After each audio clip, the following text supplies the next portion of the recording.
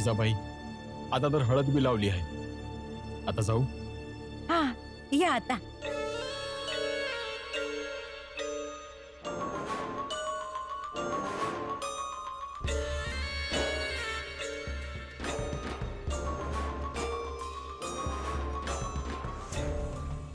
आता तुम्ही समजे जा ना, माझ्या लग्नाची तयारी करा. माझ्या घरचे लोक येतीलच आता. जा लवकर जा. जिजाबाई, मला नाही वाटत की भीमच्या यायच्या आधी तुझ्या घरचं कोणीही लग्नाला येतील. अगं खरंच सांगते, माझं ऐकशील तर भीमरावच्या परत आल्यानंतर लग्न करा.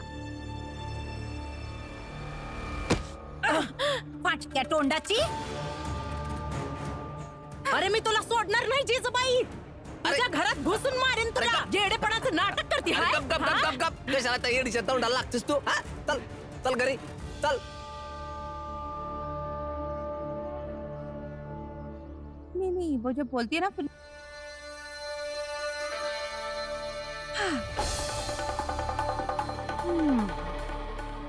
जा स्वतःच्या पोराला घ्यायला जा. बाकी लई मजा आली. कशी भीमची काळजी करताना माझ्या सोबत बसले होते तुम्ही.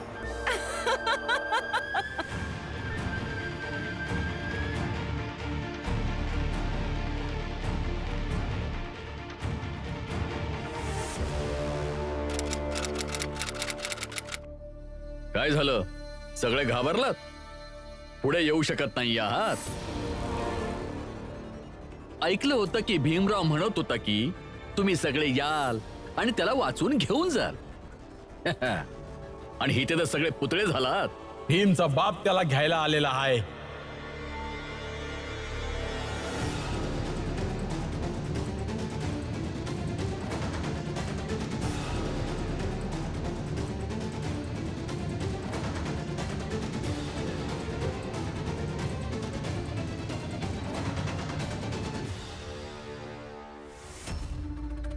जिथे आहात तिथेच थांबा, नाही तर गोळी घातली जाईल. सैनिकांनो,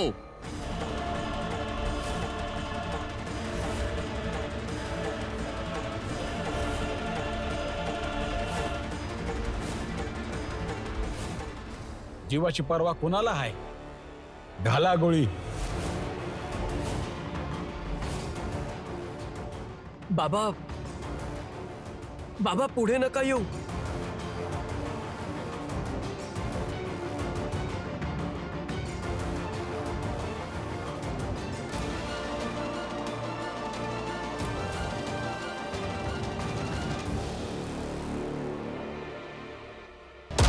बाबा,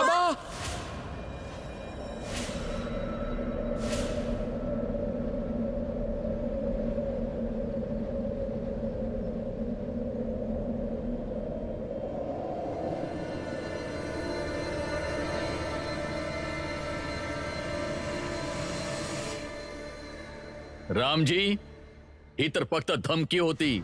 सैन्यात तू निवृत्त झाला आहेस म्हणून तुझा हा सन्मान केला. आणि आता एक जरी पाऊल पुढे टाकलंस तर खरंच गोळी घालू. घाला की गोळी, घाला ना. तसं तर पहिलंच गोळी घालायला पाहिजे होती. मग थांबलात का? सैन्यातून सुटलेला फौजदार आहे, बंदुकीला घाबरत नाही. जर तुम्ही माझ्या पोराला असं उचलून घेऊन जाणार तर मी चुपचाप इथं उभं राहून बघत नाही बसणार. काहीतरी हालचाल तर करलच ना. ठीक आहे, तर मग टाक पुढे पाऊल. यावेळी कोणती खैर होणार नाही. गोळी सरळ छातीत घुसेल.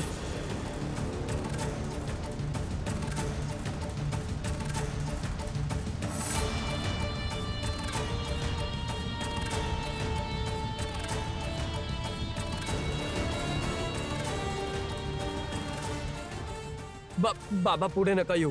बाबा पुढे नका येऊ. भीम, मी तुला असा एकटा सोडून इथून नाही जाऊ शकत.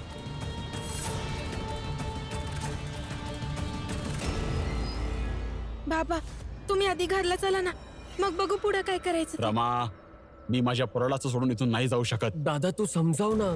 हा भीम, चला ना, हट्ट का करताय तुम्ही? बाबा घरी चला. आपण नंतर बघूया काय करायचं ते. आता निघूया इथून.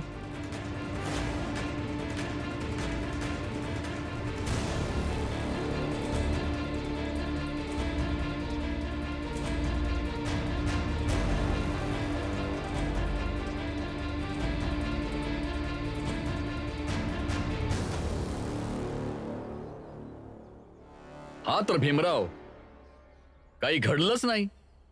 सगळे आले आणि रिकाम्या हाताने परत गेले. आता काय? हे बघा सर, तुम्ही विनाकारण मला अटक करून ठेवलंय. माझ्या कुटुंबालाही त्रास देतात हे माहिती असूनही की जिजाबाईंचं मानसिक संतुलन ठीक नाहीये. भीमराव, गर्वाने म्हणाला होतास की सगळे येतील आणि तुला घेऊन जातील, आणि आता ते जेव्हा काही करू शकलं नाहीस तर कारण सांगतोयस. पण आता बघ मी काय काय करू शकतो ते. दादा, दादा, काय काय झालं? भीम कुठं आहे? ठीक तर आहे ना तो?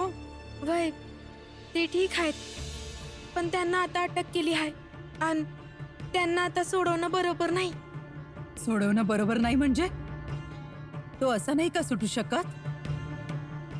नाही, मला असं वाटतं आपण आपल्या काही लोकांना गोळा केलं पाहिजे आणि मग त्यांच्या कार्यालयाला घेराव घालून काही ना काही करून भीमला इथून सोडून घेऊन जायला हवं. नाही दादा, आपण असं करायला नाही पाहिजे. पुढं काय करायचं ते विचार करूया, पण आता घरला जाऊया. रामा, तुला कल्पनाही नाहीये ती लोक भीम सोबत काहीही करू शकतात. असं कसं काही करतील? काही नाही करू शकत ते. आता घरला जाऊया आपण. चला. आणि आता शेवटी त्या भीमला अटक झालीच आहे. आता तो तिथेच राहील. आता फक्त याचा पुरावा मिळाला पाहिजे की जिजाबाई वेडी झाली नाहीये, फक्त वेडेपणाचं नाटक करते आहे. मग आणखी मजा येईल. अरे होणार माझ्या बाळांनो, नक्कीच होणार. फक्त थोडीशी वाट बघा. आपला विजय पक्का आहे. ऐकलं नाही का सयाजी महाराजांचे अधिकारी काय म्हणत होते? जर का रामजी दोषी ठरला तर त्याला फाशीवरती चढवतील. आहे ना कमालीची गोष्ट? आयुष्यभर भीमराव सत्याची लढाई लढत राहिला आणि आज बघ, आज त्याचा बापच असत्याची शिक्षा मिळवतोय. बरं बाबा, तुम्ही म्हणालात तर रामजीचं लग्न बघायला जाऊया. आणखी मजा येईल. हा, बोलणं तर तुझं बरोबर आहे बाळा, मजा तर नक्कीच येईल. पण याला थोडं आणखी गमतीशीर करूयात. रामजीच्या लग्नाला जाण्याआधी सयाजी महाराजांच्या अधिकाऱ्याकडे जाऊयात. थोडा मसाला. चला.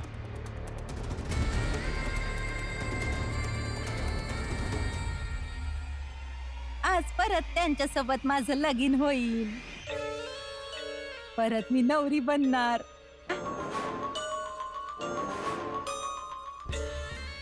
जेव्हा लगीन करून आली होती तेव्हा त्या भीममुळं माझी समधी स्वप्न अर्धीच राहिली होती. आज माझी समधी स्वप्न पूर्ण होती. फक्त त्यांनी परत यावं आणि त्या भीमनं नको यायला. नाही आलाय भीम.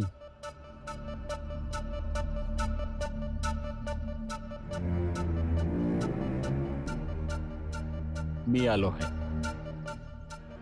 सांग काय करू? कपडे बदलून घेऊ की पावडर लावून घेऊ? जरा बरं दिसेल नाही की मग आंघोळ बिंघोळ करून तयार होऊ.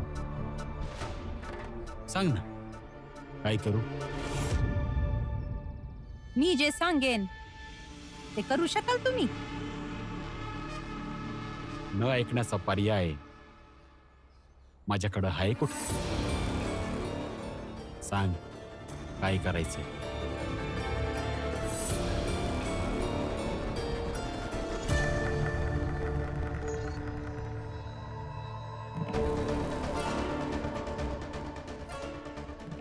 असे उभ्या उभ्या बघत काय राहिले तुम्ही? घ्या मला मिठी.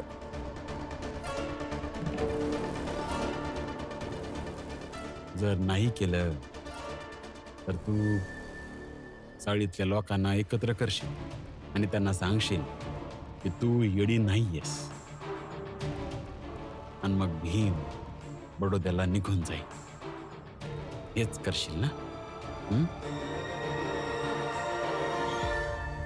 अगदी बरोबर बोलला आहे तुम्ही. आता घ्या मिठी.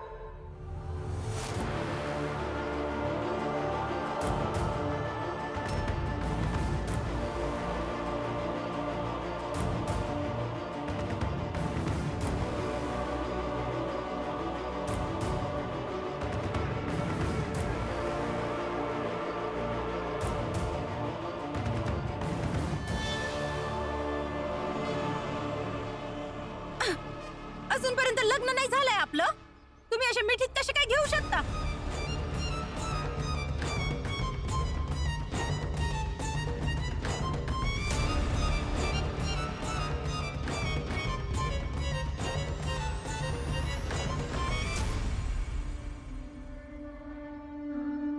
ए म्हातारे, चुकीचं बोलली आहे का मी?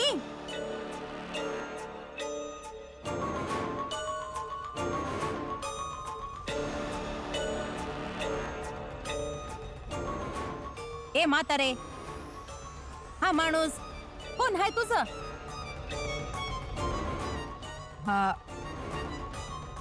हा माझा भाऊ आहे.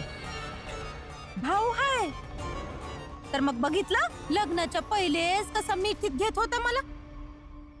खर तर मला बी बरं वाटत होतं, नवरा असू देत नाहीतर होणारा नवरा असू देत, जवळ घेईल तर चांगलंच वाटेल ना.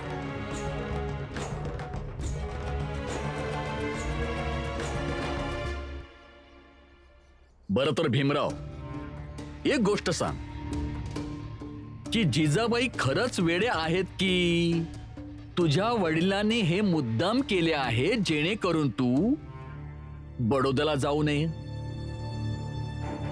हे बघा, माझ्याकडे काही पुरावा तर नाहीये, त्यामुळे मी ठामपणे तर सांगू शकत नाही की जिजाबाई खरंच मानसिकपणे स्वस्थ आहेत की नाही ते. पण मी हे खूप विश्वासाने सांगू शकतो की माझ्या वडिलांनी असे काही कारस्थान रचलं नाहीये ज्यामुळे मी बडोद्याला नाही जाऊ शकत.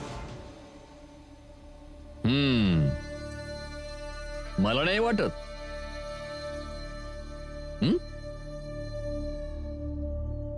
नाही भीमराव, मला नाही वाटत असं. हे बघा सर, मी पुन्हा एकदा विनंती करतो तुम्हाला, मला असं बंदी बनवून ठेवून तुम्हाला काय मिळेल? मला जाऊ द्या. मी माझ्या घरच्यांना सोडून एकटा तुमच्यासोबत नाही येऊ शकत. नाही, आम्ही तुला सोडणार नाही भीमराव. अय, काय करत आहात साहेब? हे पाप आहे, फार मोठे पाप.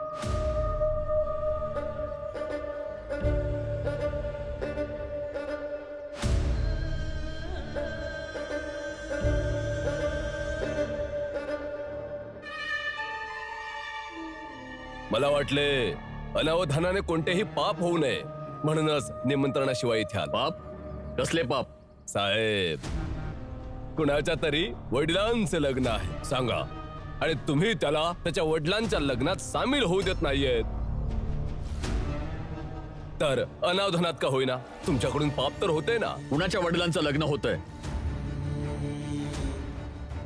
अरे भीमराव, सांग ना की तुझे वडील रामजींचं पुन्हा एकदा लग्न होतंय. सांग.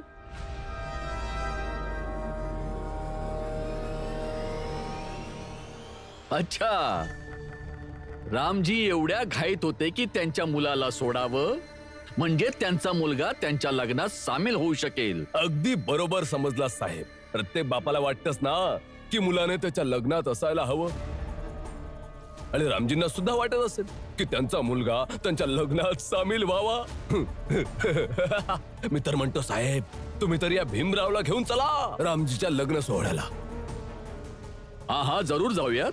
आपण सुद्धा बघूयात हे लग्न, जिथे मुलगा आपल्या वडिलांचं लग्न पुन्हा एकदा बघेल. व्यवस्थित बोला सर. तुमचं काम, तुमचं क्षेत्र आणि तुमचं कर्तव्य संपूर्ण व्यवस्थेला सुरळीतपणे चालवणं आहे. कुणाच्या खासगी आयुष्याची मस्करी उडवणं नाही.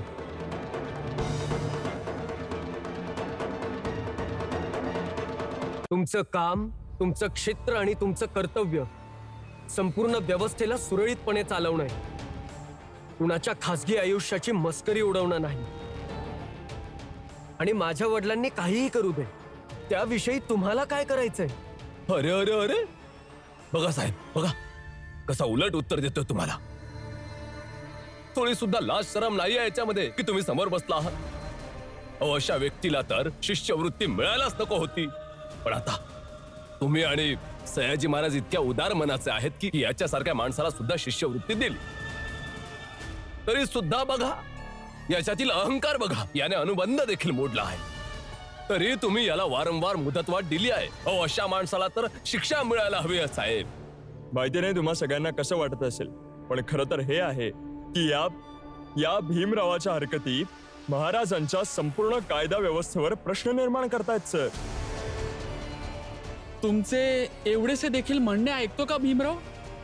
तुमच्याच घरात तुमच्या समोर उभा आहे आणि जेव्हा तुम्ही म्हणाला की आपल्या वडिलांचे लग्न जे पुन्हा होत आहे ते बघायला जाऊयात, तर उलट तुम्हालाच ऐकवतोय. सांगा बरं आता.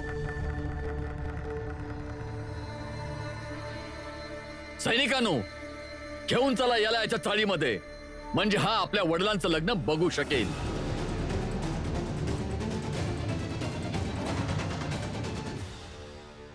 जोखू दादा, कपडे तयार झाले असतील तर आणा लवकर इकडे. लग्नासाठी तयार सुद्धा व्हायचंय. अरे हो हो, बस देतो लगेच.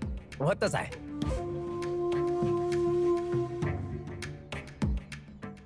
अरे शोभा, अगं तू पण तयार होऊन घे. तुम्ही समधी लोक तयार होताय ना, मग व्हा ना मस्तपैकी. मला का बरं तयार व्हायला सांगताय? अरे बिचारी कशी तयार होईल? लक्षात येईल तर ना ती नेमकी कोणती साडी नेसेल. आता नवरा पळून गेलाय, जिवंत आहे की मेलाय माहिती नाही.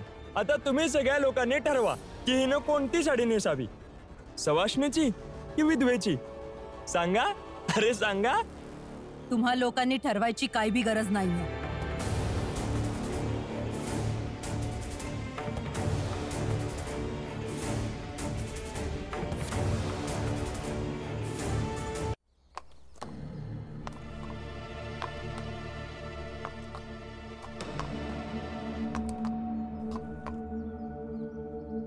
जा, आपापली कामं करा.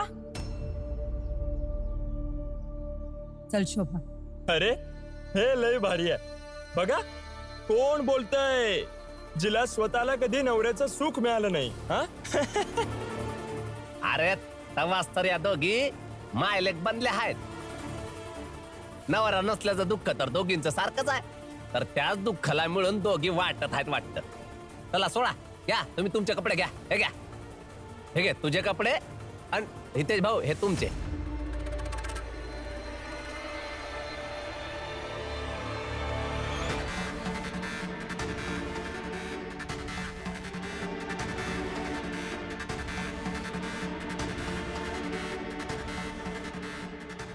रमा, ए रमा, रमा लवकर आतमध्ये ये. इकडे इकडे इकडे. जरा मला चापून चुपून साडी नेसव.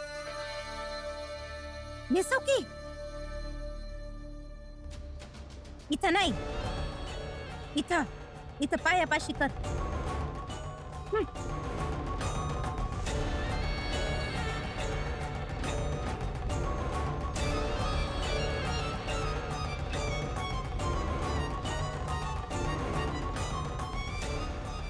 बघत राहा, हळूहळू येडी बनवून मोलकरीन बनवून ठेवीन तुला.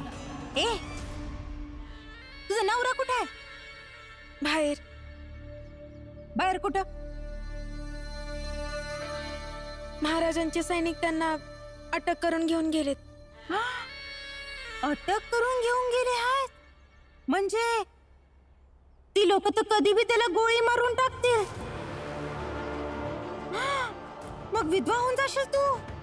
आई, काय बी बोलू नका हा. अगं मी तर फक्त हे एवढं सांगते की असं होऊ शकतं. तू विधवा बी होऊ शकती, पण तू काळजी करू नको. मी तुझ्यासाठी पांढरी साडी घेऊन येईन. तू गरीब दिसते हाय, पैसे नसतील ना तुझ्याकडं, मी घेऊन येईन.